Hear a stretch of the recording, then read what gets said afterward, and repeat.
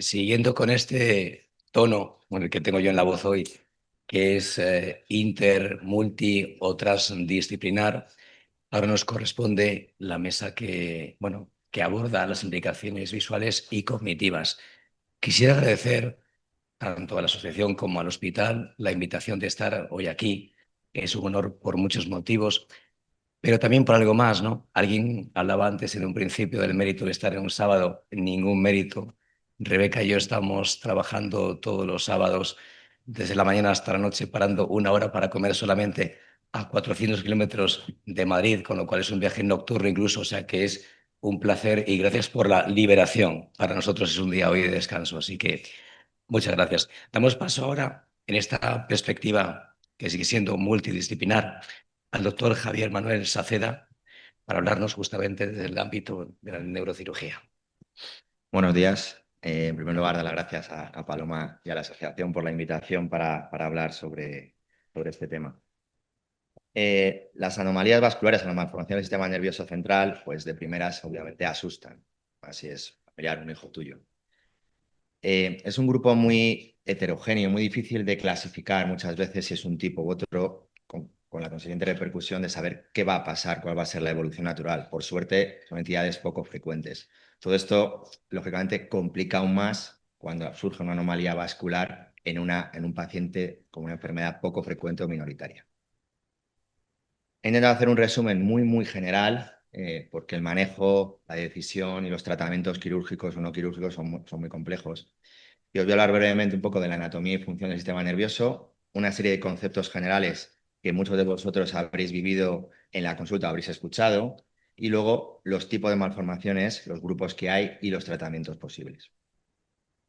El sistema nervioso se divide principalmente en sistema nervioso central y periférico. El sistema nervioso central es la médula espinal y el encéfalo, que a su vez se subdivide en el cerebro, el cerebelo y el tronco del cerebro. Y luego el sistema nervioso periférico es la parte del sistema nervioso que está fuera de lo que está tapado por hueso, del cráneo y de las vértebras.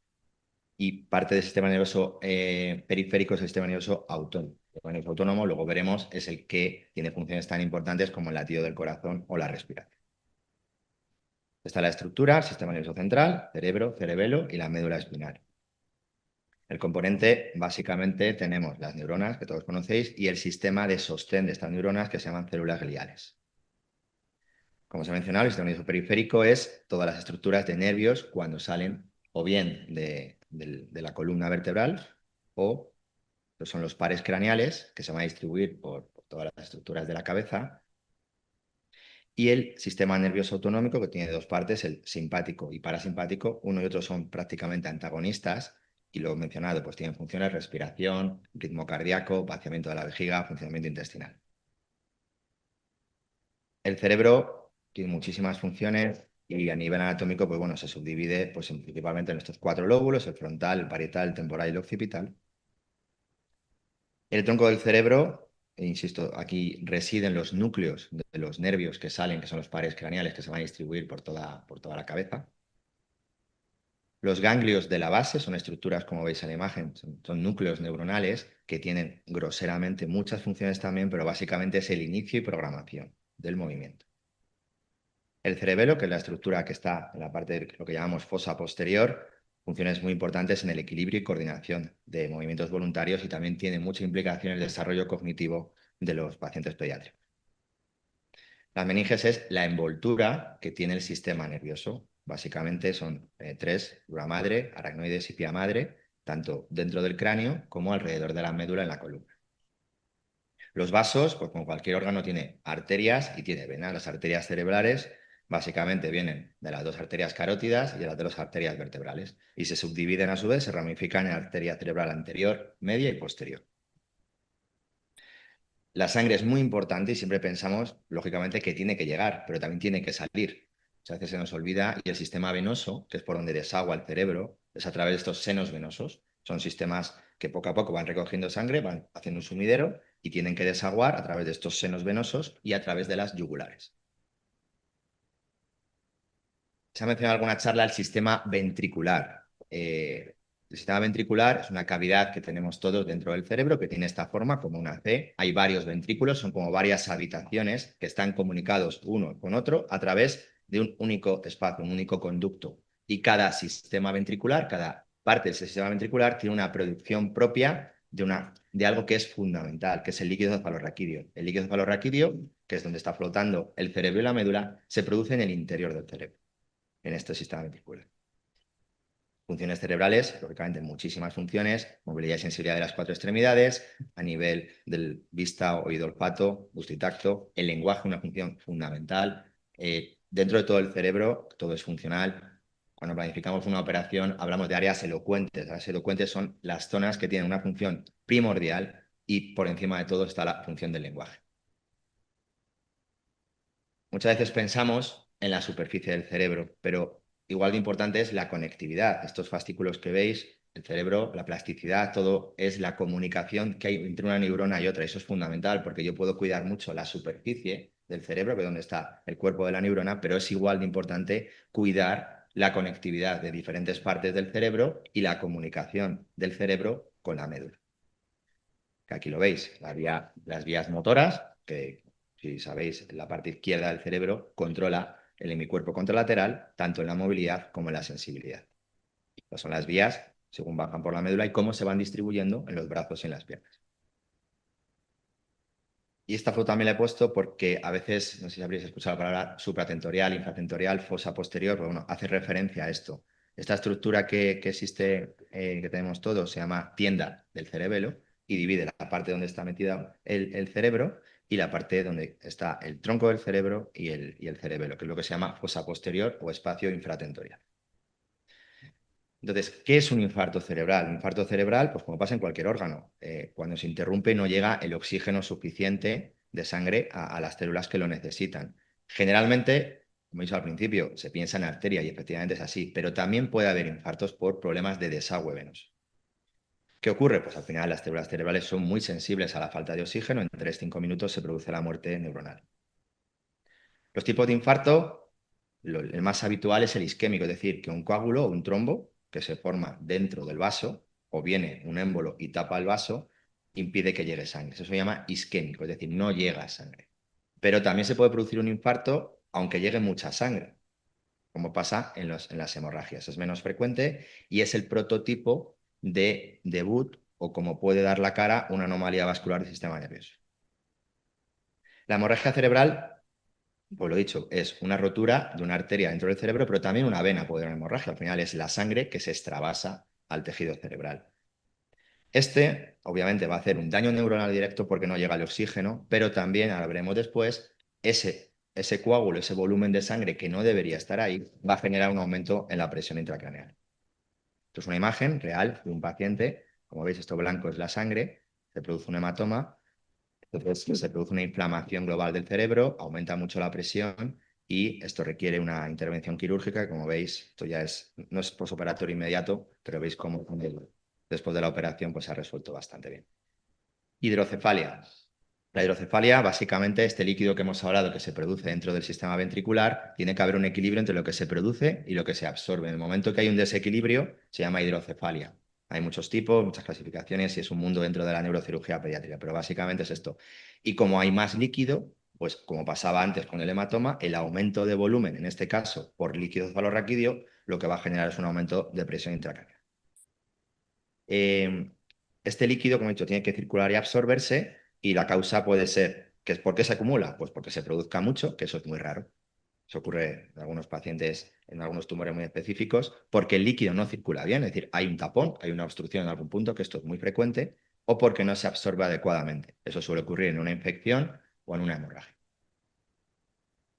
Los síntomas más comunes, pues bueno, dependiendo de... Es muy importante cuando los síntomas estamos ante un paciente neuroquirúrgico, cómo es su cráneo, cómo están los huesos de pegados. A partir de los 18 o 24 meses, ya prácticamente, aunque la cabeza obviamente va a seguir creciendo, el cráneo ya es bastante poco elástico. Entonces, en un bebé, en un lactante muy pequeño, tiene mucha capacidad para compensar ese aumento de presión a expensas de crecer la cabeza. Por eso tendremos una fontanela bombada y una cabeza que crece muy rápido. En niños ya más mayores, como el cráneo se ha cerrado, la cabeza no va a crecer deprisa, pero sí que va a tener más síntomas más rápido porque aumenta la presión, porque no puede compensar el cráneo ese aumento de presión intracraneal.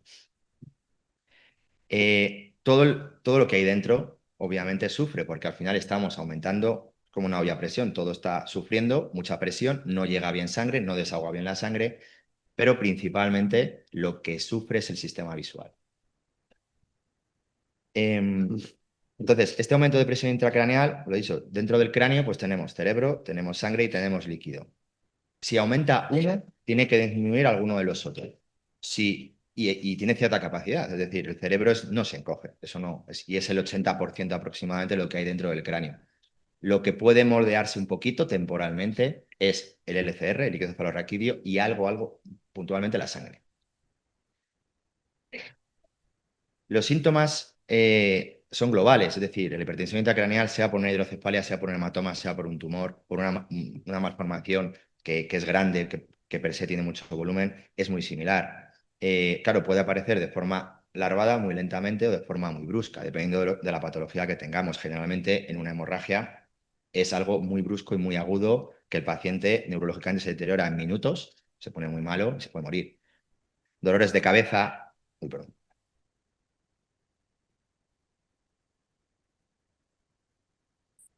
Dolores de cabeza, que es una pregunta muy frecuente, el dolor de cabeza en neurocirugía siempre es un signo de alarma y a los padres, obviamente, o al paciente le preocupa. Pues suele ser un dolor de cabeza muy intenso, persistente, que no cede con analgesia, que se sale un poco de la pauta habitual, que despierta por la noche y que, por supuesto, ya asocia cosas no habituales, como vómitos, somnolencia, visión borrosa y focalidad, pues para no poder hablar o no mover una parte del cuerpo. Obviamente, esto requiere una atención, una valoración urgente. Y bueno, las malformaciones vasculares, pues, ¿qué es una malformación vascular? Pues bueno, son alteraciones de estas arterias o venas, o de los dos, que algunas de ellas se forman antes del nacimiento y otras aparecen después. Cualquiera de nosotros podemos tener una malformación y no saberlo, porque salvo que la tengas en una zona muy funcional, muy elocuente, cerca de la zona motora o de la zona del lenguaje, puede pasar desapercibida hasta que un buen día se rompe y hace una hemorragia. Esto es poco frecuente, insisto, pero es así. Entonces, normalmente la forma habitual, como dan la cara las malformaciones, es o porque se produce un sangrado o porque se produce una crisis epiléptica. Algo que esto también es común a un tumor o a cualquier otra malformación. ¿Por qué ocurren? Bueno, pues no hay un multifactorial, muchos trabajos, pueden ser congénitas o adquiridas, generalmente son más bien adquiridas, y no tienen un componente, salvo algunas enfermedades, algunos síndromes que sí que predisponen a tener malformaciones vasculares en el sistema nervioso, no tiene un patrón hereditario. Básicamente se subdividen en dos grandes grupos. Aquellas que hay una comunicación arteriovenosa directa, es decir, que tienes un flujo muy alto, y otras sin una comunicación arteriovenosa claramente y con un bajo flujo. ¿Vale? Las dos primeras son las que tienen mucho más riesgo de un sangrado y de un sangrado importante que puede comprometer la vida o dejar una secuela muy grave. Normalmente en todos los órganos, salvo excepciones en el cuerpo, tiene que haber una comunicación entre la arteria y la vena, pero no directa, porque la arteria lleva una presión muy alta y la vena es un vaso de poca presión, pero que tiene capacidad para coger volumen, pero las paredes son mucho más finas. Entonces tiene que haber una red que baje esa tensión de la arteria a la vena, que es lo que son los capilares. En el momento que hay una comunicación directa, tú estás mandando sangre de mucha presión a un vaso, a una cañería que no tiene capacidad y que sus paredes son débiles. Y ahí es donde viene el problema. Se empieza a dilatar y un buen día se puede romper.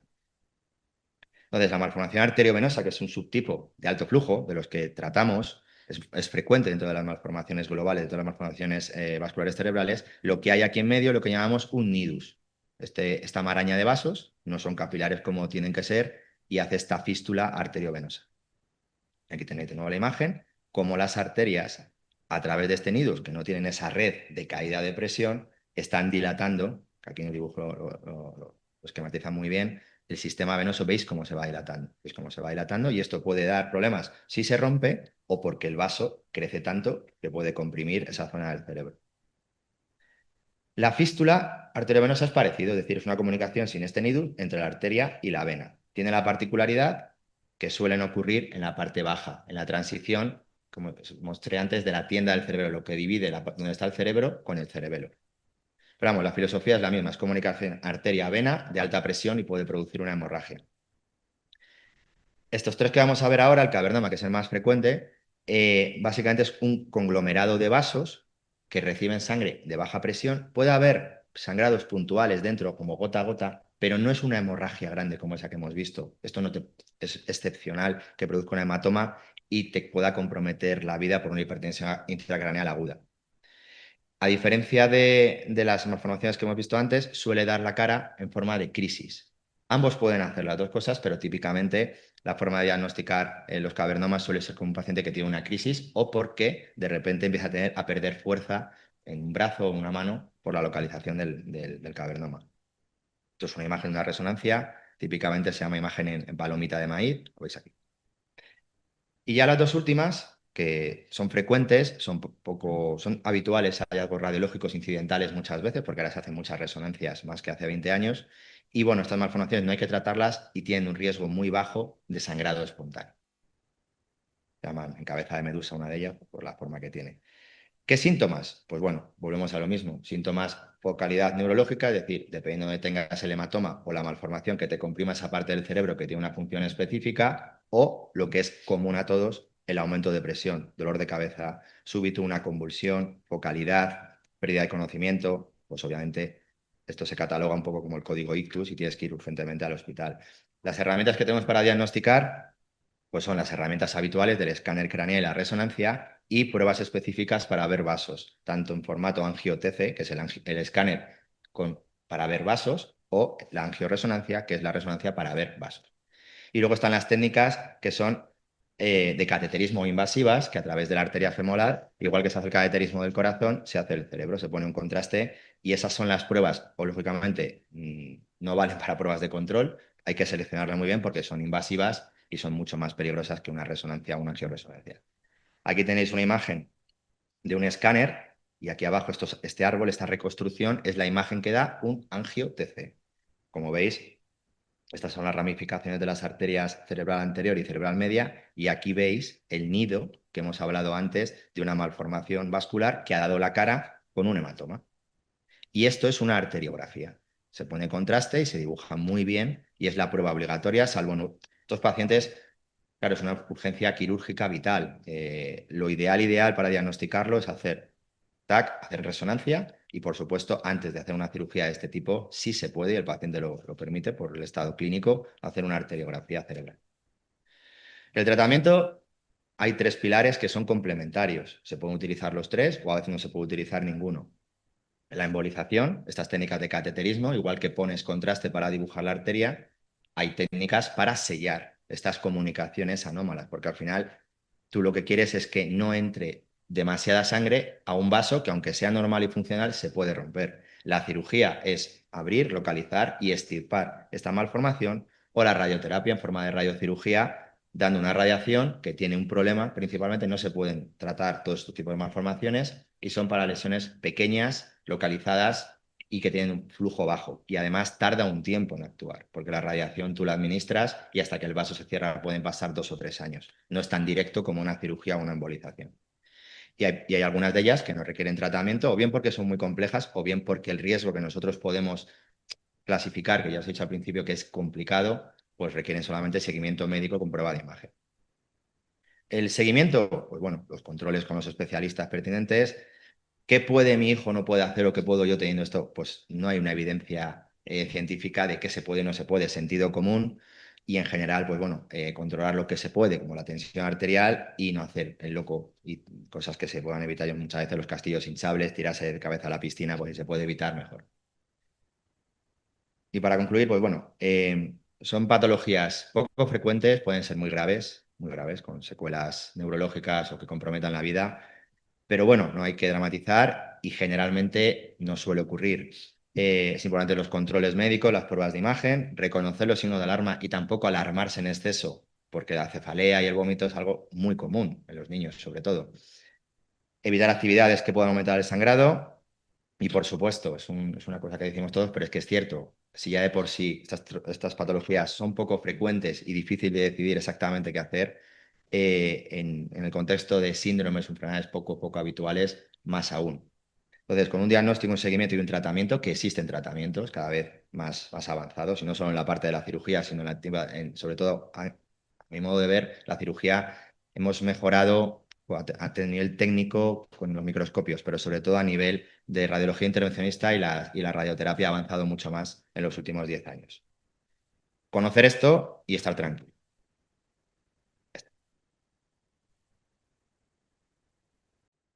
Hola, pues muchas gracias a todos por estar aquí. Y yo quería aprovechar para darle las gracias a Paloma, no solo por invitarme, que me hace mucha ilusión, sino por nuestra relación del día a día. O sea, es una relación del sí. Es Paloma, por favor, sí. Paloma, ayúdame con sí. Paloma, ¿me miras a? Sí. Entonces, nada, pues darles las gracias por esto. Pues las lesiones vasculares oftalmológicas o orbitarias son aquellas que aparecen en los vasos sanguíneos que están tanto en el párpado como en el ojo, alrededor del mismo o dentro de la órbita. Como hemos ido hablando a lo largo de la mañana, pueden aparecer tanto en el nacimiento o en los primeros meses de vida. Y una cosa que tenemos que tener clara es que no todas son graves, pero sí que muchas de ellas nos pueden afectar a la visión. Por ello, me gustaría estructurar la charla haciendo un pequeño resumen de cuáles son estas malformaciones y luego intentar explicar por qué estas pueden afectarnos a la visión de nuestros niños. La más frecuente son los hemangiomas infantiles, son tumores benignos de los vasos sanguíneos y que, como sabéis, lo más importante de todo es que no suelen estar presentes a la hora del nacimiento, sino que las primeras semanas o los primeros meses tienen ese crecimiento o fase de proliferación y que luego poco a poco van reduciéndose. Por otra parte, también me gustaría decir que para eso estamos nosotros y los profesionales que nos acompañan, que no todo aquello que crece en el párpado en los primeros meses de vida es una malformación vascular. Tenemos que tener siempre en mente que podemos encontrarnos con una metástasis de algún otro tumor, como los neuroblastomas, o que se tratan de alteraciones que no van a responder con fármacos como es el propanolol que todos conocemos. Por eso es importante que estemos todos pendientes, que no demos por hecho las cosas y para no retrasar el diagnóstico de otras cosas que pueden ser peligrosas.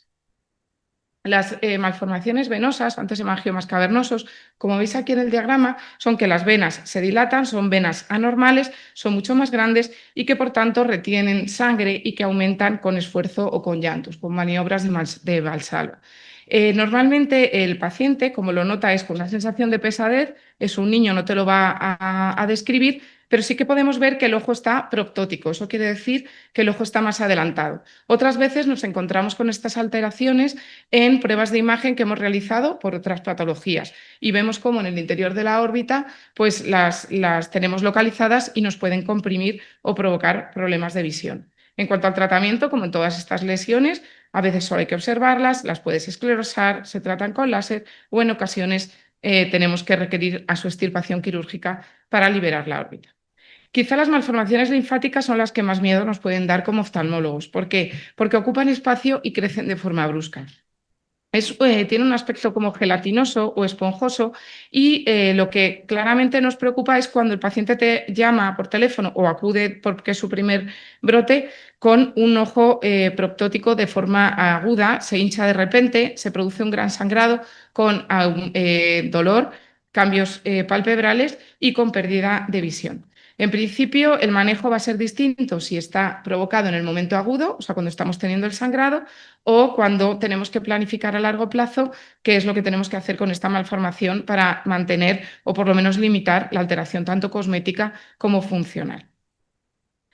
La mancha en vino de Oporto periocular es otra de las patologías que más vemos en consulta, derivada tanto por nuestros compañeros cirujanos como por los dermatólogos. Puede estar asociado al síndrome de Sturge-Weber, que luego veremos, y sobre todo lo más importante es, por nuestra parte, controlar la presión intraocular, porque tenemos un riesgo aumentado de glaucoma. El tratamiento fundamental es mediante láser, para mejorar lo que es el aspecto estético y luego nosotros pues ya nos encargaremos de ir revisando su tensión. Las fístulas carotidocavernosas a nivel pediátrico son excepcionales. Es una conexión anormal entre la arteria carótida y el seno cavernoso, hace que vaya aumentando el flujo, como explicaba antes el doctor Saceda, en la zona del globo, y lo único que ocurre es que esta comunicación anómala a veces puede ser debida a un golpe. Pues eso es el único caso en el que a veces la podemos encontrar en niños. Lo que vemos es que el ojo se pone rojo, un poquito más proptótico, pero no tanto como una malformación linfática.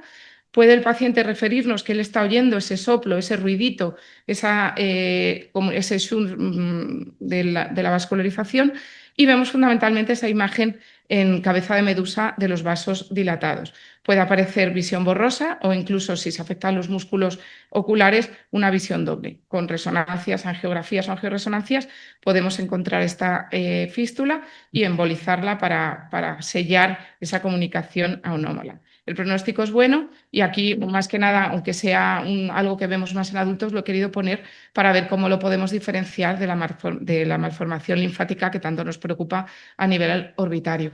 Como hemos visto también a lo largo de toda la mañana, las malformaciones pueden ser solo la malformación vascular o estar vinculadas también a alteraciones en otros órganos. Por eso es importante que siempre estemos pendientes cuando podemos sospechar que hay otros órganos implicados y que podamos derivarlos a los especialistas adecuados, aunque realmente nosotros siempre somos a los cuales se nos derivan estos niños. En el Sturge-Weber, la mancha aminodoporto que hablábamos, estos pacientes que también pueden asociar afectaciones cerebrales, convulsiones, etcétera, son aquellos en los que el problema del glaucoma más nos preocupa. Además, el glaucoma lo que es un daño en el nervio óptico, es decir, es una neuropatía provocada por un aumento a nivel de la presión intraocular. Hay muchísimos tipos de glaucoma, todos lo hemos oído en nuestros abuelos, en gente mayor que utiliza gotitas. Los glaucomas de estos pacientes son mucho más complejos porque como están debidos a una alteración en la vascularización coroidea, etcétera, a veces requieren cirugías desde muy pronto que en cualquier ojo pediátrico pueden llevar a complicaciones. Pero bueno, lo mismo que siempre os digo, ahí estamos nosotros para vigilarlo y poner el tratamiento que necesiten cuando así sea preciso. En el síndrome FACE a los médicos en general nos gustan mucho los acrónimos para poder memorizar las patologías y muchas veces se utilizan de esta manera para ser nombradas. En este síndrome lo que podemos encontrar, aparte del hemangioma facial grande o segmentario, alteraciones en las arterias cerebrales, alteraciones en el corazón como la coartación de aorta, en el esternón y en la fosa posterior cerebral. Aquí, igualmente, la parte que a nosotros implica es ver si tenemos algún riesgo por el volumen de que estos hemangiomas a veces se produce, tener algún problema de ojo vago o ambliopía, que luego describiremos. Entonces, ¿por qué estas lesiones pueden afectar a la visión? Yo cuando los papás vienen a la consulta con niños muy chiquititos, con bebés, su primera pregunta, como es normal, es, ¿pero mi hijo tiene un ojo vago? A ver, lo que ocurre es que cuando nacemos no nacemos con la visión completamente desarrollada. Eso es un proceso que se hace a lo largo de los 8 primeros años de vida. Por tanto, cuando yo se lo cuento, como nosotros nacemos con un cerebro y con unos ojos, pero el caminito entre los ojos y el cerebro todavía no está formado. ¿Qué es lo que hace el cerebro? El cerebro elige la imagen de mejor calidad. Por tanto, si yo tengo un ojo que me está proporcionando una imagen perfecta y otro ojo que por la razón que sea esa imagen no es buena, pues hay un párpado que está más prominente, está caído, tiene una alteración de graduación. El cerebro va a hacer un caminito maravilloso por el ojo que recibe buena imagen y no lo va a hacer por el ojo que no la recibe. Entonces, no es una pregunta que podamos decir en esa primera visita, sino que nos vamos a estar viendo muy frecuentemente, porque esto es un proceso que requiere de muchísimas visitas para poder ir determinando si ese paciente tiene un ojo vago o no. No solo porque no lo sabemos al principio, porque todavía no se han hecho esos caminitos, sino porque además estamos hablando de niños. Un niño de 2 años no me va a decir lo que ve y un niño de 4 sí. Entonces ahí es cuando podremos contestar y tratar así como sea necesario. Otra cosa importante para poder entender qué es lo que ocurre en las lesiones oculares es que la órbita es una cavidad inextensible y pequeña, es decir, es un cono de un helado, es un cucurucho que está lleno de estructuras. Tenemos el nervio, tenemos los músculos, tenemos el ojo. Todo aquello que nos comprima esas estructuras va a hacer que nos cambien las dioptrías, que nos cambien las graduaciones y que podamos tener incluso daños irreversibles agudos. Por ejemplo, ¿qué nos ocurre con el linfangioma? Esos sangrados agudos nos comprimen el nervio óptico que va al final del cucurucho y las pérdidas visuales que tenemos de forma aguda luego muchas veces no son recuperables. Entonces, no en todo lo que nos ocurre en la órbita podemos solucionarlo. ¿Qué es lo que hacemos con los niños cuando vienen a consulta? Fundamentar una exploración oftalmológica completa. Esto hace que sean consultas largas, pesadas, niños que nos dejan poner gotas, los sujetamos. O sea, es un poquito como sala de la tortura, pero que tenemos que, como profesionales, intentar que sea lo más agradecida posible. Y desde el principio explicar a los papás, le voy a tumbar, le voy a torturar, le voy a poner gotas, le voy a meter el dedo en el ojo, pero todo es por su bien y todo con una gran sonrisa, porque si no, se hace muy doloroso para los papis ver a sus hijos ahí retorcerse en nuestras manos. Se pueden hacer fotografías para ir viendo cuál es la evolución, tanto nosotros como los papás les pedimos que las vayan haciendo y luego nos apoyamos de nuestros radiólogos para realizar ecografías que son muy accesibles y con poca daño para el paciente, resonancias si así se precisan y luego muchas veces en consulta también podemos hacer pruebas con la OCT, que es como un escáner del nervio y de la mácula, que nos da muchísima información de cómo se va comportando ese nervio y qué es lo que está pasando ahí a nivel nervioso. El propanolol no me voy a extender, pero nos ha cambiado por completo la visión de estas lesiones a nivel ocular. Esto hace que las cirugías queden relegadas a casos en los que no hemos tenido una reducción completa o que se nos ha quedado el párpado deformado, tenemos que levantarlo, tenemos que hacer algo a nivel tanto estético como funcional, o a veces, como os decía al principio, no todo lo que crece en el ojo o que es rojo es un hemangioma. Entonces, a veces nos sirve también para biopsia o para poder diagnosticar el caso. En los parches y las gafas es lo que nos va a ayudar para poder evitar ese ojo vago. Cerebro, no uses la imagen buena, usa la imagen mala para poder desarrollar el caminito. Tapamos el ojo bueno y ponemos gafa para que tenga la mejor imagen posible.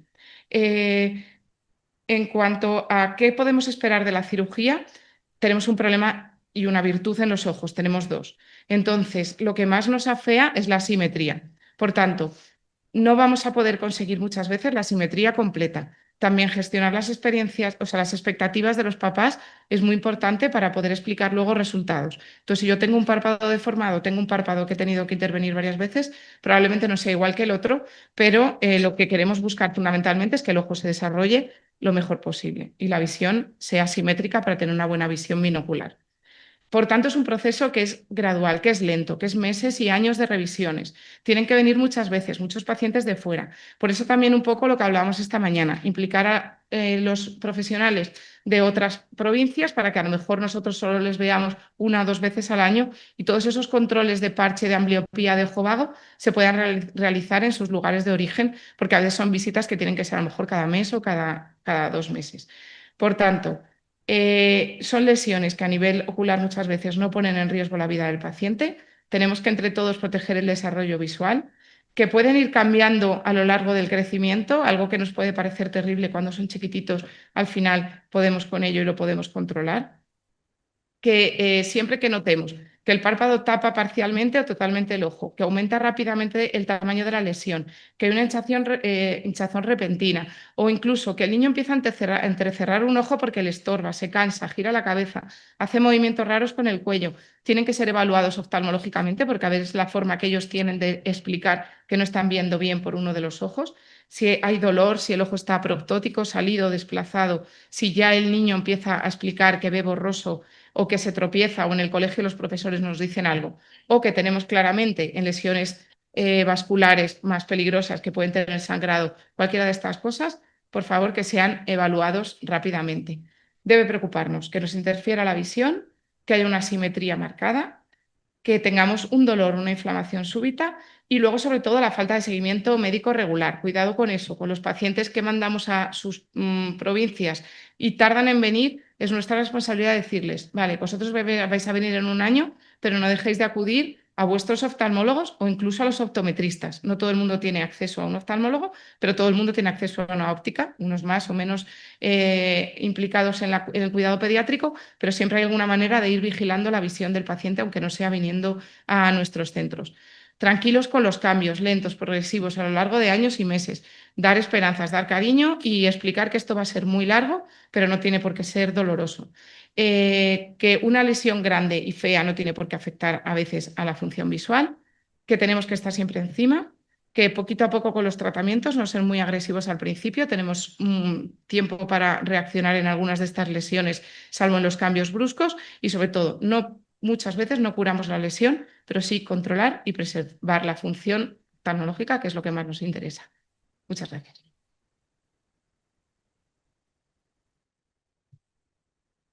Muchas gracias, María. Damos paso al doctor Celso Arango, psiquiatría infantil. Muchísimas gracias, Carlos, y encantado también agradecer a la organización por invitarme y encantado de estar aquí con todos ustedes. Además, tengo que decir que es una gozada para mí estar aquí. Yo he estado, cuando estuve en la Facultad de Medicina, 2 años estudiando neuroanatomía. Vengo aquí un sábado por la mañana y en 15 minutos me dan una clase magistral de neuroanatomía, con lo cual encantadísimo. No tengo diapositivas porque voy a hablar sobre todo de emociones y sentimientos y esas se recogen regular en diapositivas en PowerPoint.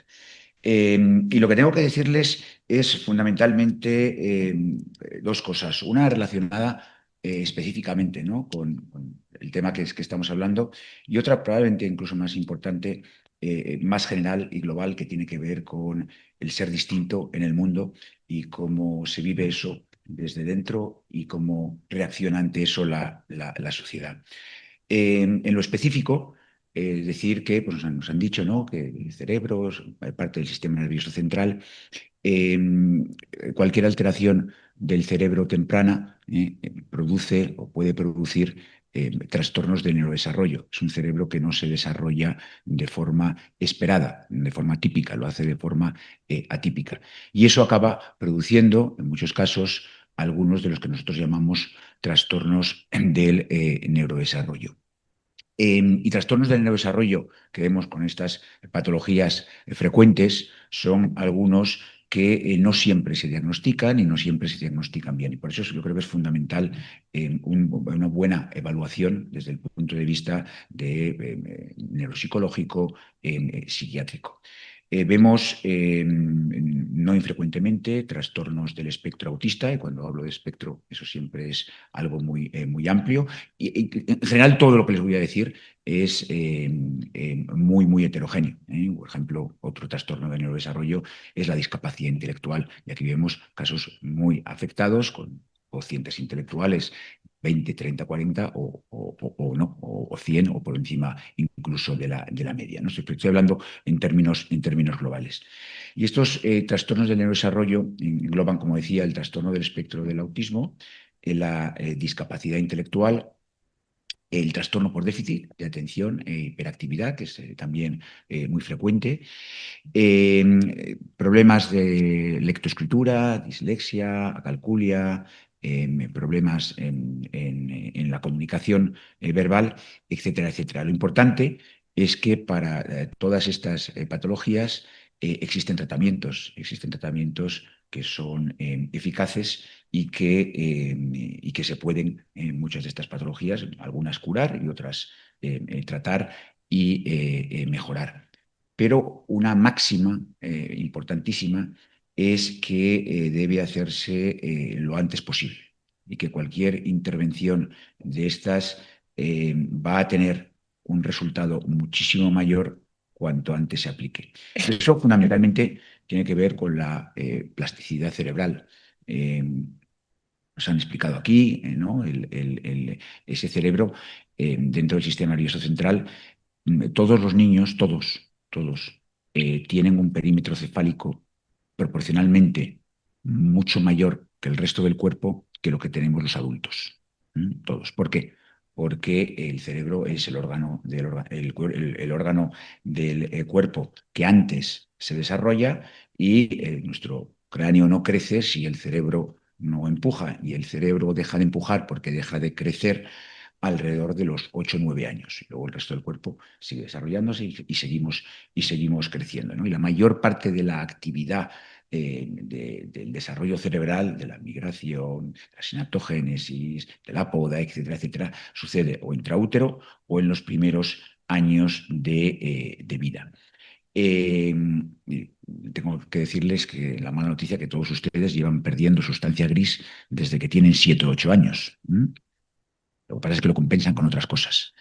Pero la sustancia blanca más tardíamente, hasta los 20 años así. Pero digo eso porque un cerebro va a recibir un tratamiento farmacológico, no farmacológico, intervención psicoterapéutica, rehabilitación, cognición, etcétera, etcétera, de forma mucho más agradecida cuanto antes se dé el tratamiento. Y el tratamiento no se va a hacer si no se hace un diagnóstico.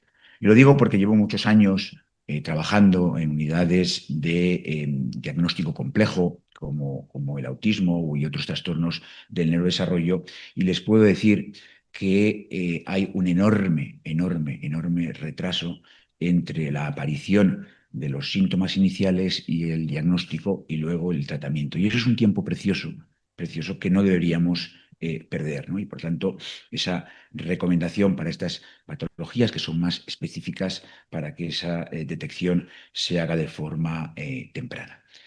Lo segundo es el tema de ser distinto, el ser distinto en este mundo, ¿no? La mayor parte de nosotros, la mayor parte de las personas pasan la mayor parte del tiempo sanas.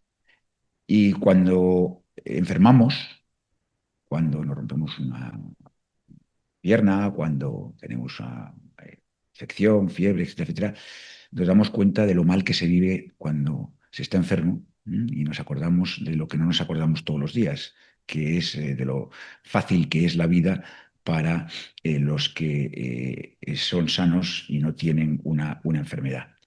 Y en esta cultura actual que yo llamaría dictadura de la normalidad, el ser distinto, el ser diferente, implica una serie de sufrimientos añadidos que no son inherentes, no son propios de la patología. Yo como psiquiatra llevo muchísimo tiempo tratando niños, niñas, adultos que sufren más por la reacción que produce en la sociedad y en otros las enfermedades que tienen que por su propia enfermedad.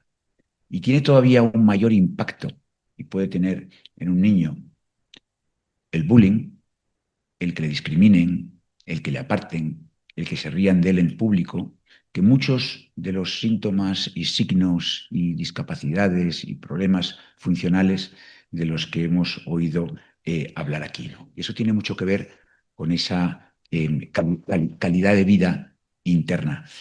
Y la calidad de vida, ¿no? El extremo probablemente, el extremo de peor calidad de vida es el suicidio, ¿no? Es el no querer vivir más y no ver ninguna alternativa a la vida, ¿no?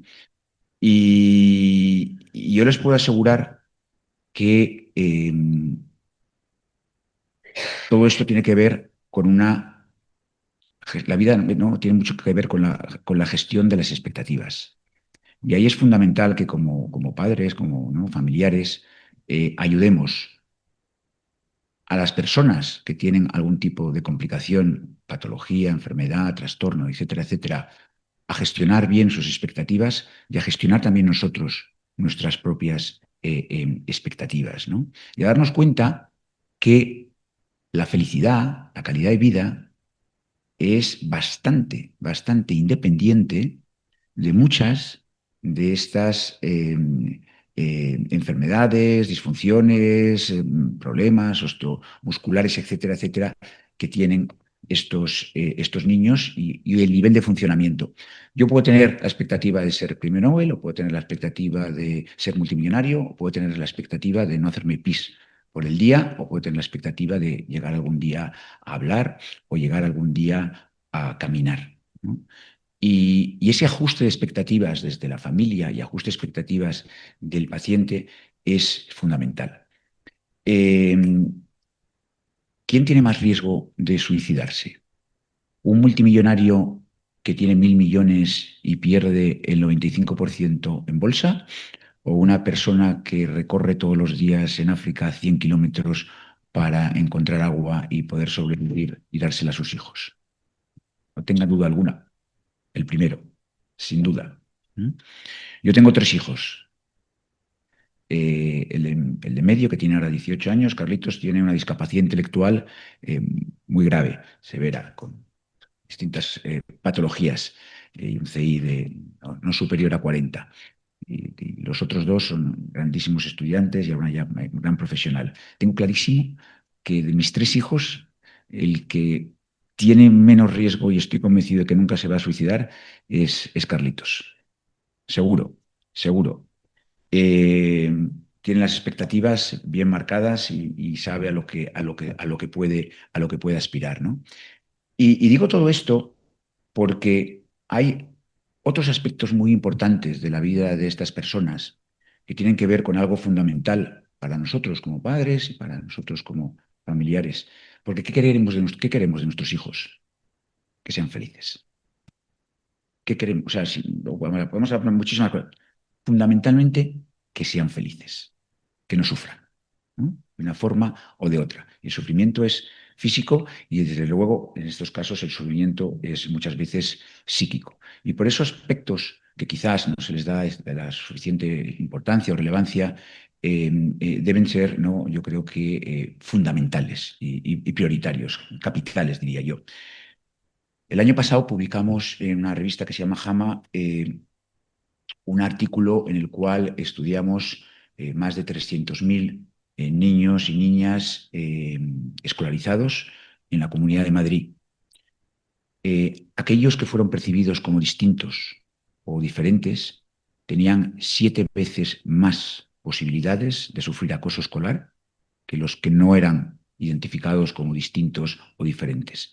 Y distinto o diferente puede ser algo físico, algo psíquico, una dificultad, y en ocasiones, como podemos ver aquí, ¿no? Hemos visto hoy a lo largo de las charlas, una combinación de las mismas. Una persona en silla de ruedas o con una malformación dermatológica, o musculoesquelética, etcétera, etcétera, y además, pues un problema de autismo, un problema de discapacidad intelectual, un problema de dificultad de la comprensión, un problema de relación social, etcétera, etcétera, ¿no?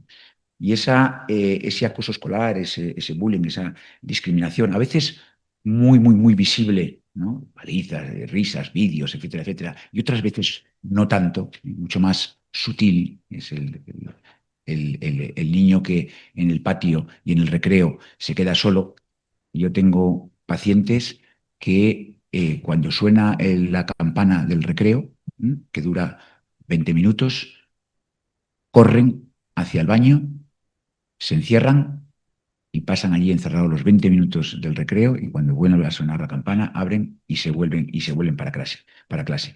Pues ese sufrimiento interno, ¿no? Que acaba produciendo, desde luego, múltiples trastornos mentales, es algo que yo creo que también nos debe preocupar, ¿no? Y que la elección del centro educativo, ¿no? El comprender eh, ordinario, especial, ahí de nuevo un ajuste de expectativas. No hay nada, siempre hay que desear que sacar el máximo desarrollo posible de una persona.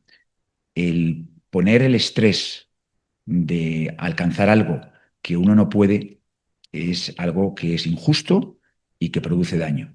El querer que un niño sin una pierna sea profesional de correr maratones es algo, pues, que sería muy injusto y muy dañino para ese niño, llevándolo a un extremo, ¿no? Lo digo por esas muchas dudas que surgen a veces, y qué tipo de educación es la que tengo que dar, ¿no? Pero ahí es fundamental el conocer, ¿no? Adaptación curricular en los colegios, la importancia de los PTs, la importancia de los logopedas, la importancia de una educación personalizada, pero también dentro de un ambiente y un clima educativo de respeto hacia la diversidad. 50% de los niños acosados, abusados, no se lo dicen a nadie, no se lo dicen a sus padres, no se lo dicen a sus profesores y no se lo dicen a sus compañeros, aunque los compañeros lo detectan de forma, ¿no? Directa, y también se lo callan, ¿no? Por eso, hacer énfasis, ¿no? En esas otras partes del estar en el mundo siendo distinto, que al final son un ingrediente muy importante en esa receta que puede o no acabar dando la felicidad. Y con esto concluyo. Muchas gracias.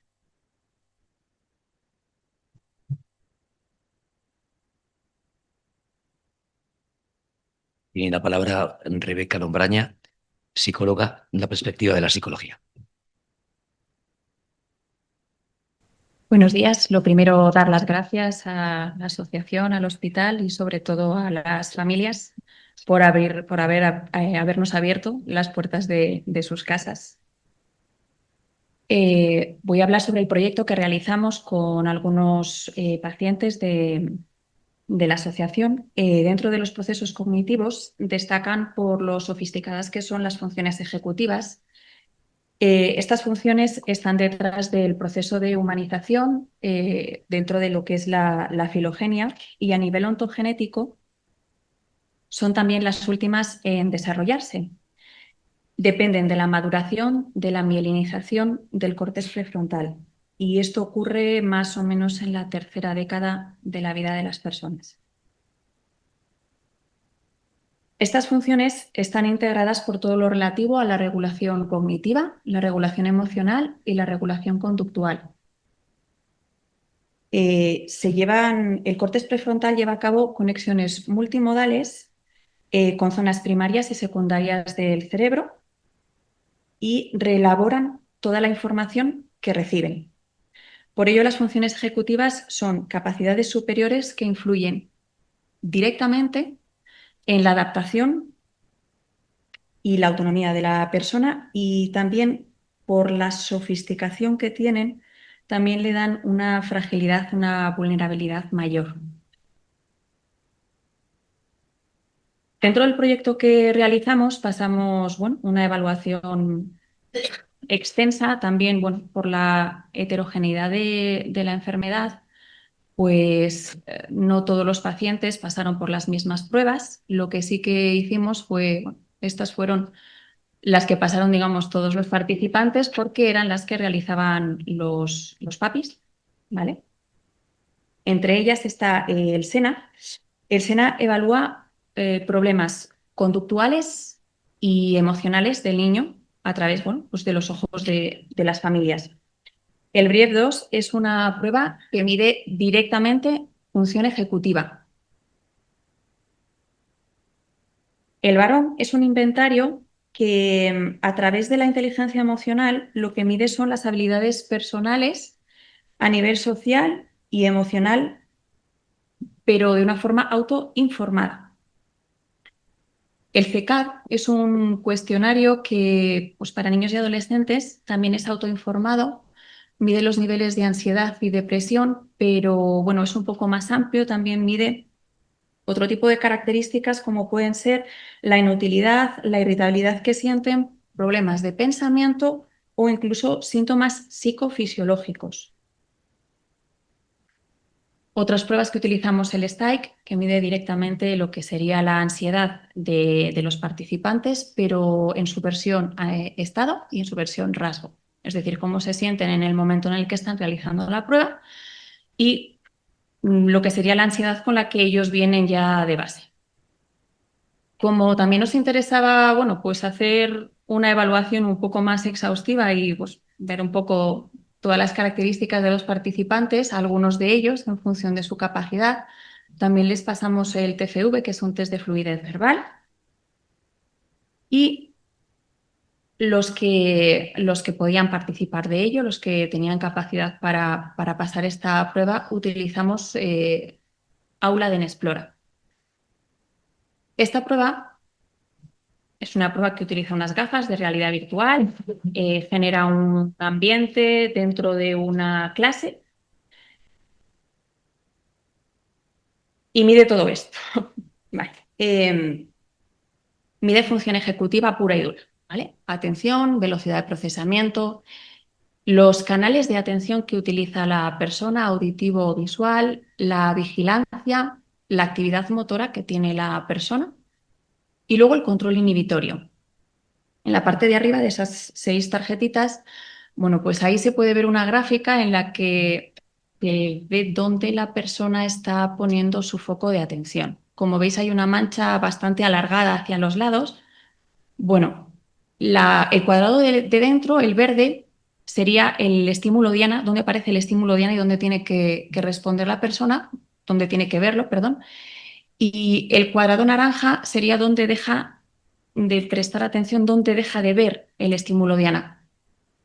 Este paciente en concreto, pues perdía bastante de poder estar atento, de poder ser consciente de lo que le estaba rodeando. A la derecha se puede ver una gráfica que explica un poquito, esas 6 tarjetitas, lo explica de otra manera.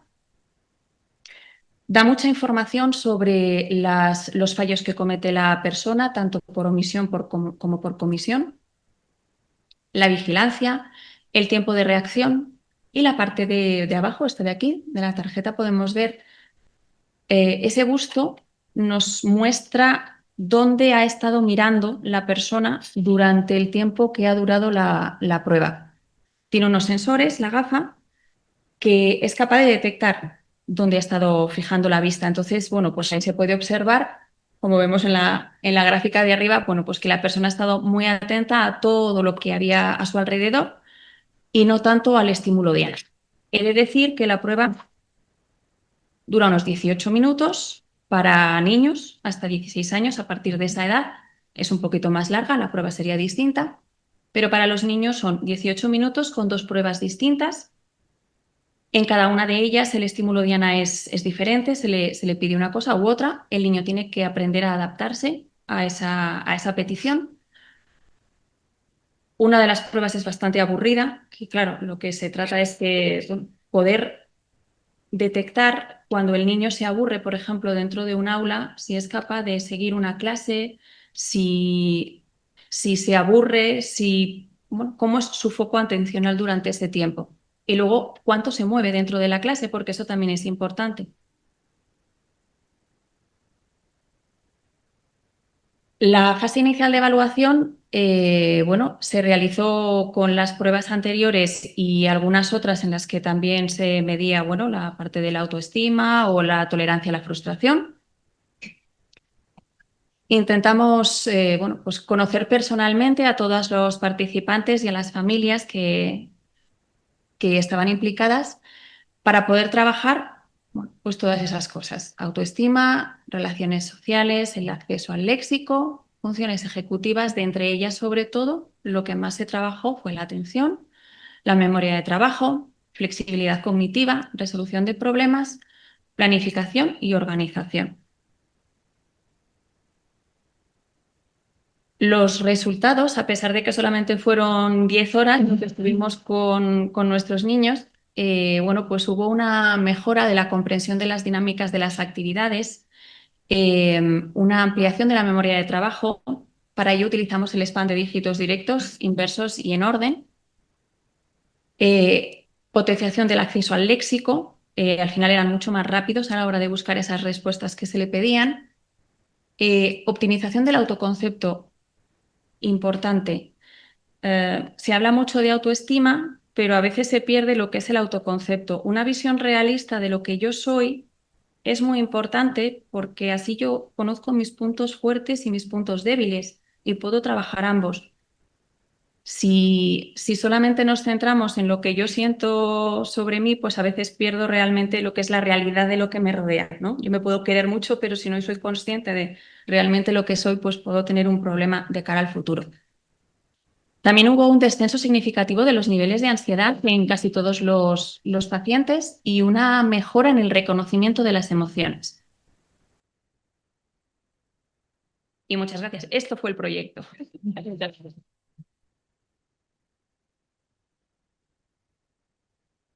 Pues muchas gracias. Ya damos paso a preguntas y al debate que se pueda originar.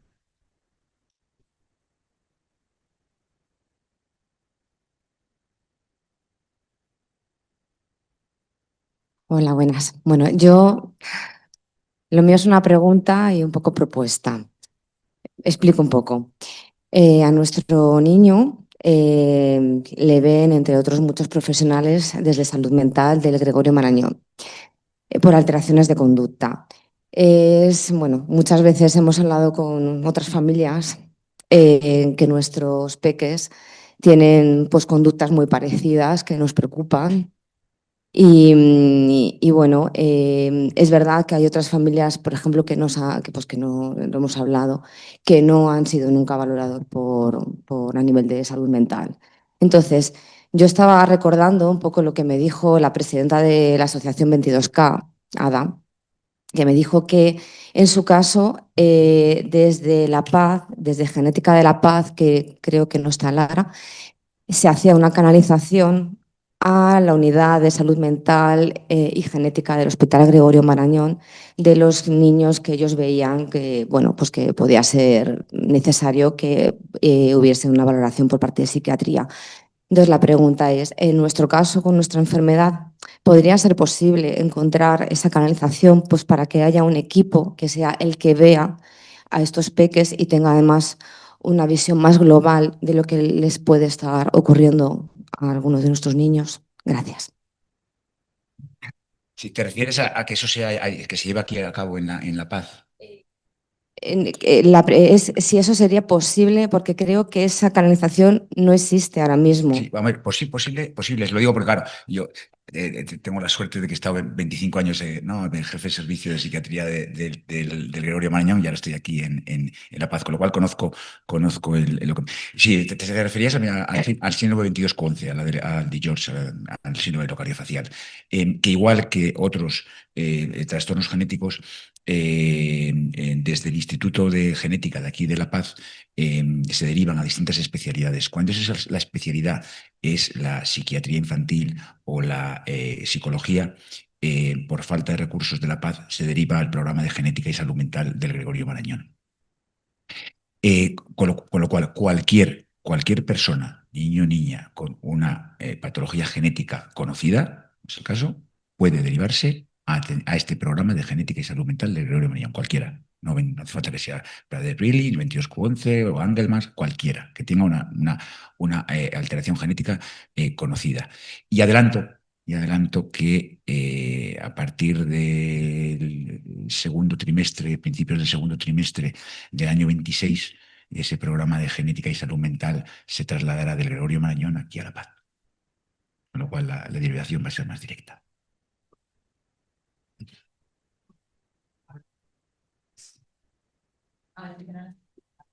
No, y un poco por alusiones, porque yo he hablado muchísimo con Patricia por esto, porque mi niño, bueno, yo creo que lo he hablado muchas veces con ella, es una sensación, es el tercero.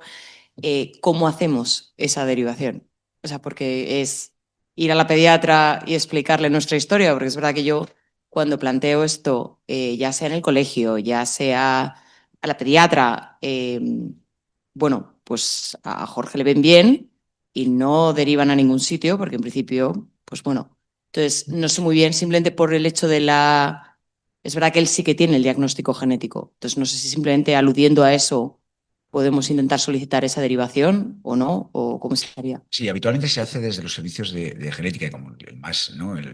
Clarísimamente el más desarrollado en la Comunidad de Madrid, con muchísimo, es el de La Paz. La mayor parte de casos vienen de La Paz, pero no todos. Tenemos derivaciones internas del Marañón y de otros hospitales. Aquí lo que hay que ver es, a ver, este es un programa para personas con un diagnóstico genético conocido. Hay veces que las personas la atención en salud mental está sectorizada, ¿no? Y es sobre todo comunitaria.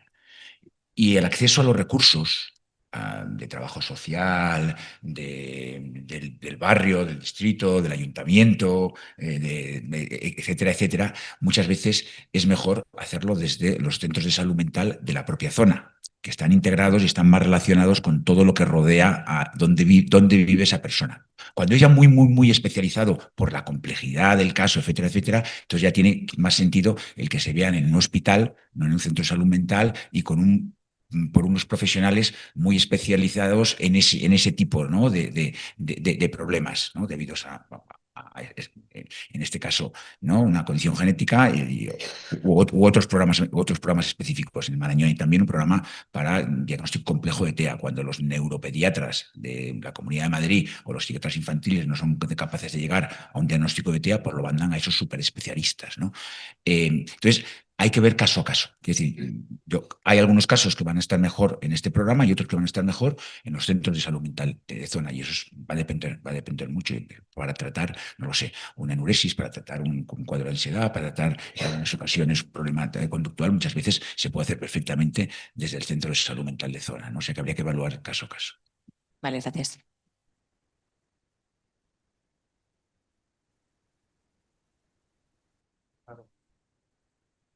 Sí, buenas tardes.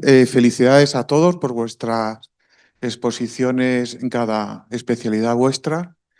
Y yo, ante todo, voy a ser un poco distópico. Soy José Manuel, soy vicepresidente de la asociación y también soy padre de un niño con el síndrome de Cloves, enfermero de profesión.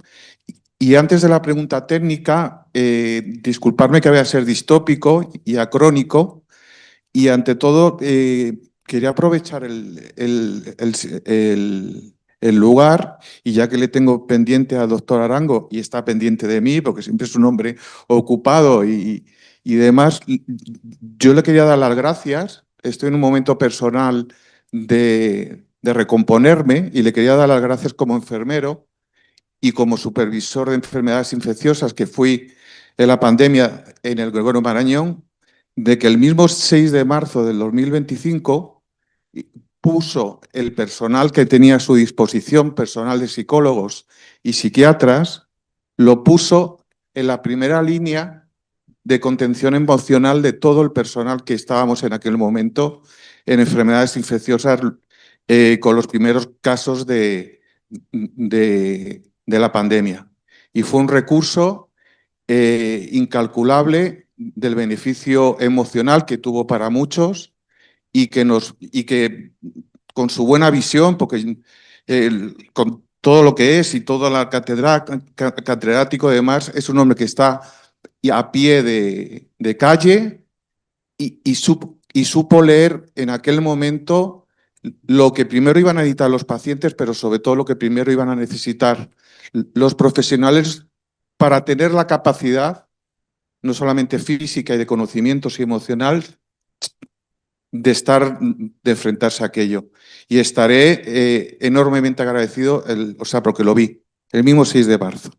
Y me dejo de este rollo, que estoy a punto de emocionarme más de lo que ya estoy, y trasladar mi inquietud, que es una inquietud recogida tanto de hablar con Rebeca, de hablar con Patricia y también hablar con el resto de madres, de lo poco investigado que está hasta el momento. Es verdad que el capote se lo he hecho a los investigadores cuando es una enfermedad reciente y hay tan pocos casos, pero empezamos a sospechar como padres, por lo que sí le ha adelantado, y lo cuento para toda la mesa, lo que sí ha adelantado Patricia.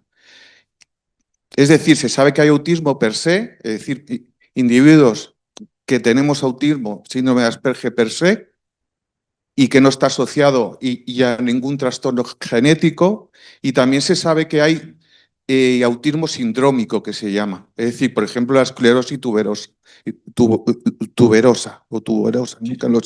nunca lo sé decir. Y entonces, y más que nada, es una invitación, y ya que es descrito en bibliografías, solo hay un caso. Yo pregunté personalmente a la Asociación Americana de Pacientes, y así, levantando manos, pedí que levantaran manos de pacientes que tenían la confirmación genética del síndrome PROS, y que levantando la mano me dijeran aproximadamente cuántos padres tenían algún hijo con autismo. Y la encuesta, pues imagínense cómo fue a través de foros de Facebook muy pequeños, y calculé 40 padres levantaron la mano de que sus hijos estaban simultáneamente diagnosticados de autismo o TDAH. No tiene ningún valor científico, sí tiene el valor personal y familiar, ya que aquella pequeña encuesta.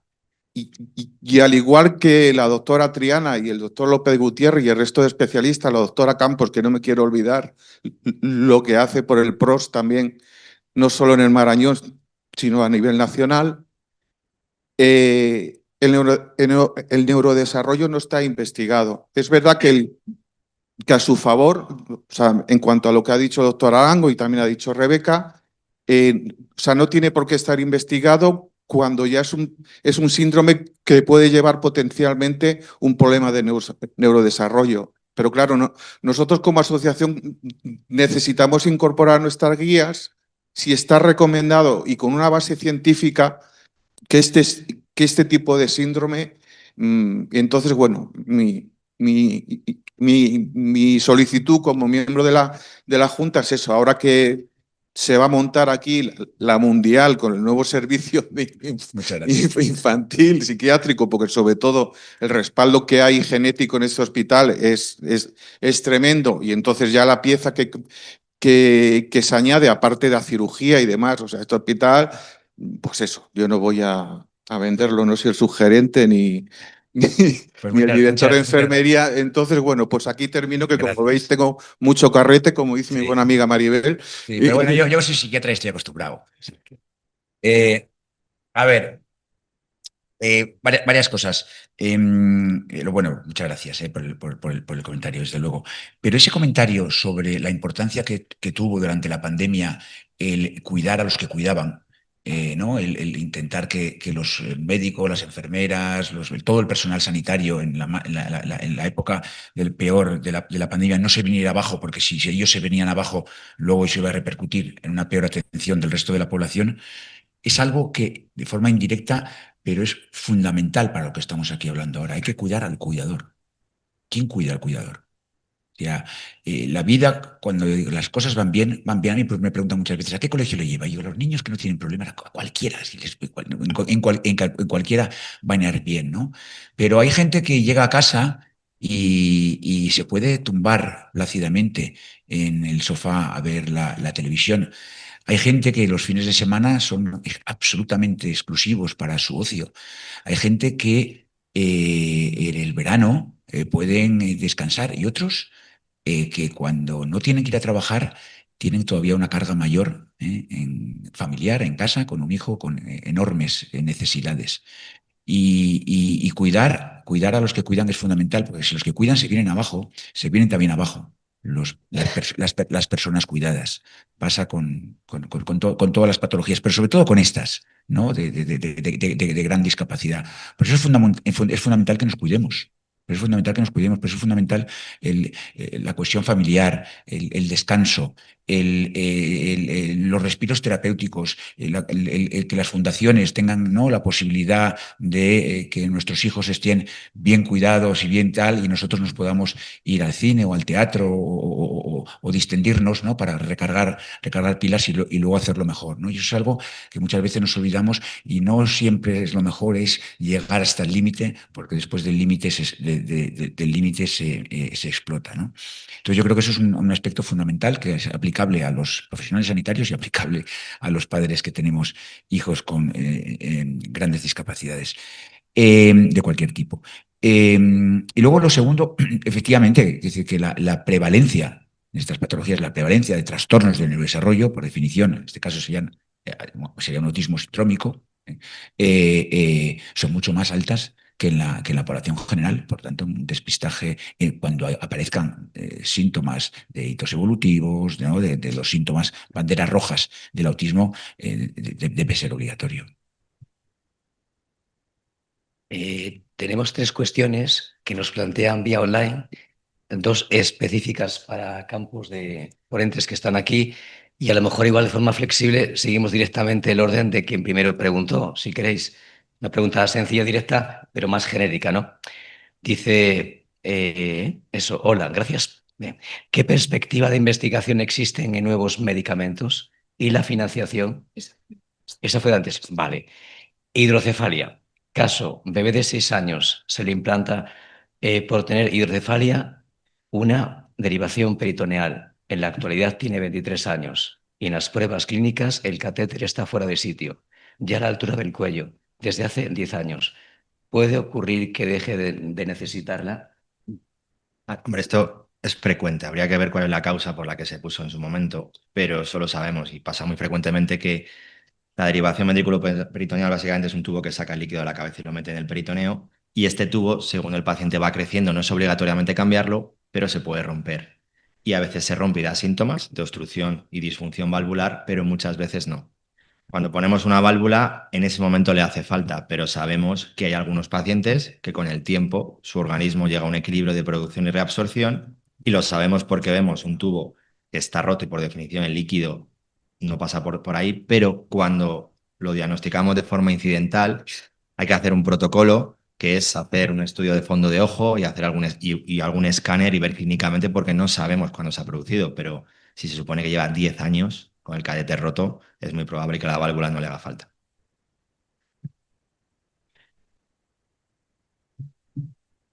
Sí. Sí, queréis. Bueno,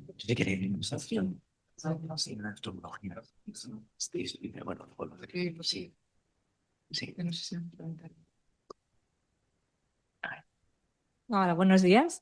Yo quería hacer también un comentario sobre salud mental, porque bueno, nosotros nos encontramos en una situación.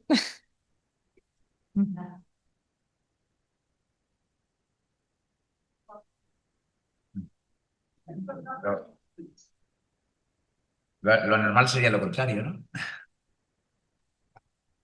Pues bueno, un poco parecida a la que nos encontramos con el diagnóstico médico, ¿no? Mucha negación. Hasta que por fin llegas, ¿no? A los 3 años, por ejemplo, en nuestro caso, a tenerlo. Y ahora nos está pasando lo mismo. Y es como lo que dicen, ¿no? Que se ven bien, son niños que se ven bien, que tienen mucho lenguaje, son peculiares, ¿no? Pero no acabas de llegar, ¿no? A un profesional que reconozca todo esto. Que por suerte hay algunos que nos saben acompañar muy bien, ¿no? Entonces el problema es, claro, si no llegamos a tener un diagnóstico de autismo, porque no todos entiendo que van a cumplir ese criterio, ¿dónde nos encontramos, no?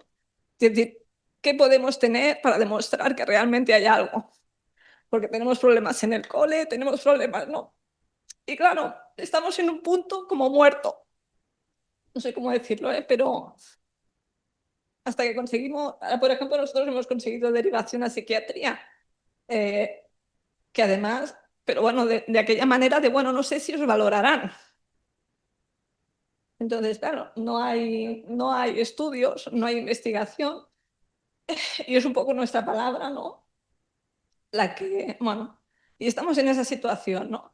Entonces, claro, ¿cómo podemos hacer para que esos profesionales realmente atiendan, ¿no? Y quieran interesarse por estos temas, ¿no? Porque al final son niños que lo pasan mal en el colegio y los padres en casa también, lógicamente, ¿no? Y bueno, ¿qué podríamos hacer con este tema, ¿no?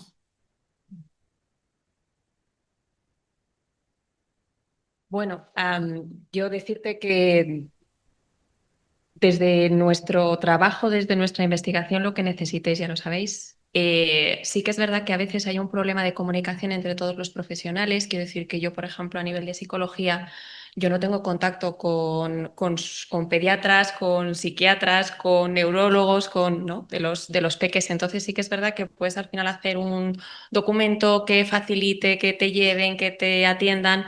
Pero yo me he encontrado de todo, desde profesionales que sí que amablemente te dicen, jo, pues mira, sí, observo que es verdad lo que dice y mira, vamos a hacer el diagnóstico. Y luego me he encontrado profesionales que han dicho, uy, es que no quiero colocar otra etiqueta más en el niño, uf, vamos a esperar. Entiendo todas las partes, a mí me basta con que se tenga en consideración que estos niños tienen muchas dificultades añadidas y que es importante para que sean felices, ¿no? Lo que decía antes, pues que sean vistos como lo que son, pero con todos sus puntos fuertes, sus puntos débiles y que se les ayude a crecer lo más felices posibles. Y sobre todo, pues que se les dé apoyo a las familias, que al final creo que es más lo que se necesita. A veces los niños están mejor de lo que puedan pensar los papis y son los papis los que necesitan un poquito más de apoyo. Eso sí es verdad. Añadiría primero que es muy sano emocionarse y lo segundo que al final es cierto que algún diagnóstico facilita el acceso a determinados servicios, ¿verdad? Servicios sociales, servicios educativos, las aulas preferenciales para niños con TEA en la Comunidad de Madrid, ¿no? En otras comunidades, efectivamente, y hay esa demanda del diagnóstico para poder tener acceso, ¿no? a estos servicios que luego se cumple o no se cumple, ¿no? Logopeda, PT, etcétera, etcétera, ¿no? La sobrecarga que supone para un colegio, por ejemplo, un colegio no de educación especial, ¿no? Ordinario, pues cuántos alumnos tienen con estas necesidades educativas especiales, ¿no? Y que el diagnóstico en ese sentido ayuda.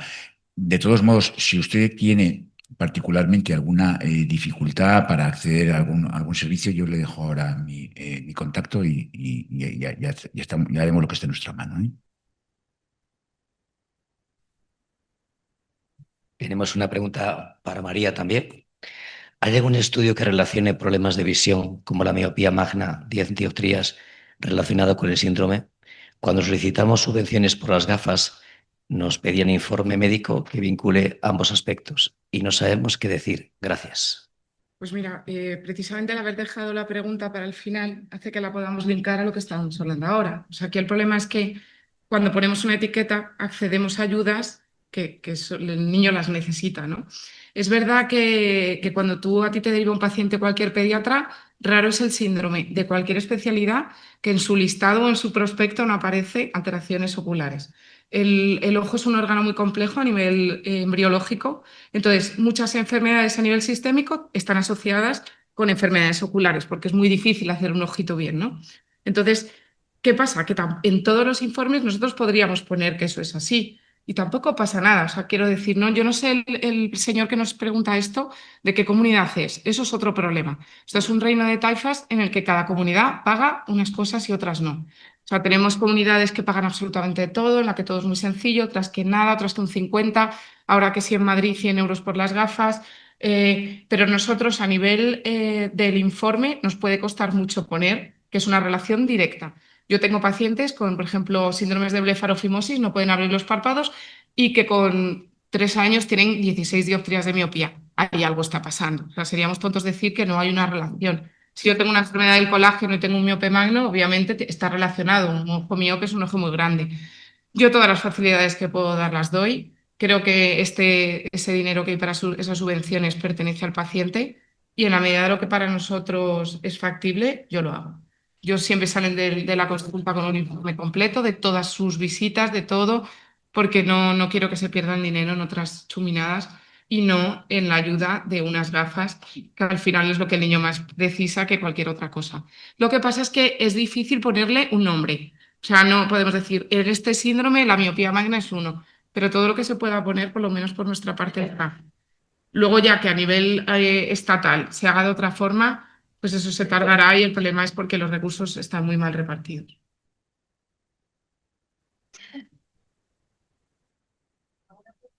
Yo quisiera decir una última cosa, así como soy el que menos ha hablado de la mesa, porque me ha pegado. Estando muy de acuerdo y encantado con todo lo que se ha dicho, es también un melón que quiero abrir, ¿no? Yo estoy también en el campo de la discapacidad, de la neurodivergencia. Tuvieron la osadía de hacerme presidente de ANCE, Colegios de Educación Especial a nivel nacional hace 3 años, fundaciones, colegios y demás. Es un campo que, o sea, y le trabajo mucho y Celso, muchísima razón en todo lo que has dicho y sería parafrasear tantas cosas. Sí que es cierto que la vida es como muy complementaria, y lo digo por todos en general. Yo, por ejemplo, me encuentro, sí, a nivel categorial, a nivel médico, categorial, hay mucha comorbilidad y te puedes encontrar discapacidad intelectual por deleción del cromosoma o X frágil, un Prader-Willi al mismo tiempo con TDAH, con TEA y demás. Pero también nos hemos encontrado con casos, claro, a nivel dimensional.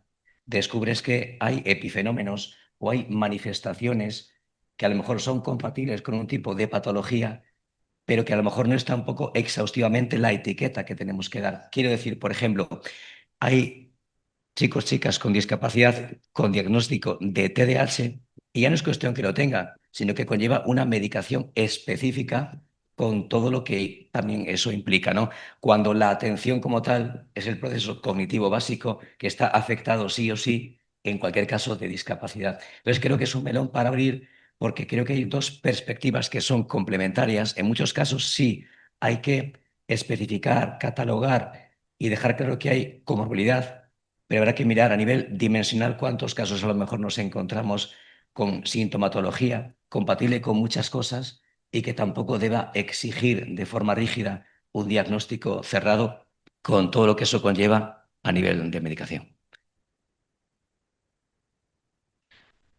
Decía antes que no, que la vida es una gestión de las expectativas. La medicina es en muchas ocasiones una gestión de los riesgos y de los beneficios, ¿no? De los riesgos y los beneficios que hay en los diagnósticos y sobre todo en los tratamientos. Y al final son muchas veces tratamientos sintomáticos. El que a una persona se le diagnostique un TDAH y se le dé un estimulante o no se le dé un estimulante, con sus riesgos y con sus potenciales beneficios, pues va a tener mucho que ver con que ese niño sea capaz de estar mucho más contento consigo mismo porque se da cuenta que desde que toma el estimulante puede prestar atención en clase y no le cuesta todo 3 veces lo que le cuesta a su compañero de pupitre.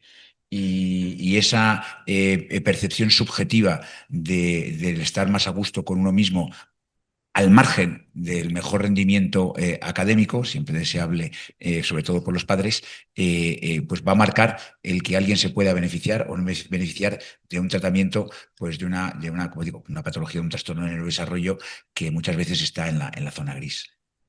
Cuando es así, sí, claro. Pero quiero decir que es tal la heterogénea causal y a nivel de manifestaciones que no siempre pasa eso. Es decir, en muchos casos sí, otros habrá que mirar. Sí, ok. Absolutamente, absolutamente. Y habiendo trabajado muchos años y viviendo en Estados Unidos, donde hay 5 veces más, ¿no?, TDAH que en España, puedo decir que uno de los factores de riesgo, para que se hagan la idea de hasta qué punto, ¿no? A veces diagnosticamos cosas que son fisiológicas y esperables. El trastorno por déficit de atención y hiperactividad es mucho más frecuente en los niños que nacen en diciembre que los que nacen en enero. ¿Por qué? Porque tienen un año menos.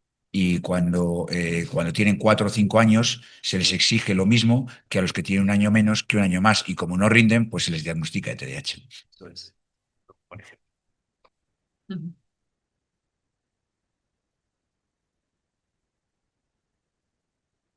Pues yo creo que cerramos y vamos a... Y un aplauso a todos. Perdón, ¿no? Yo. Yo para el doctor Javier. Bueno, está hablando. Yo no pasa nada. Es que ha aplaudido muy rápido y le iba a decir dame el micro, pero... a ver, mi hija, 10 años, tiene polimicrogirias, pero muy, muy poquitas. Nos han dicho que las posibilidades de tener epilepsia es bastante de esto, pero nos han dicho también que a veces cuando crecen y hormonalmente llegan a la adolescencia puede pasar. ¿Es así? ¿No es así? Porque, bueno, es como las plantillas sí, plantillas no. O sea, a mí que me aclaren las cosas. Pues ni sí ni no, nadie te Vale. puede decir. Pues nada, ya Nadie lo está, sabe, ya nadie hemos- lo sabe seguro. Pero es verdad que muchas patologías de mal desarrollo, en este caso de la conformación de la corteza cerebral, suelen dar la cara antes de la adolescencia. Es raro que debuten ya en un adulto. Es raro. Con 10 años, si no ha pasado nada, Yo diría que en tiene poca principio probabilidad. no tiene por qué. Tiene poca ¿No? probabilidad. Vale, perfecto. Vale, ya está. Gracias. Sí, ya está.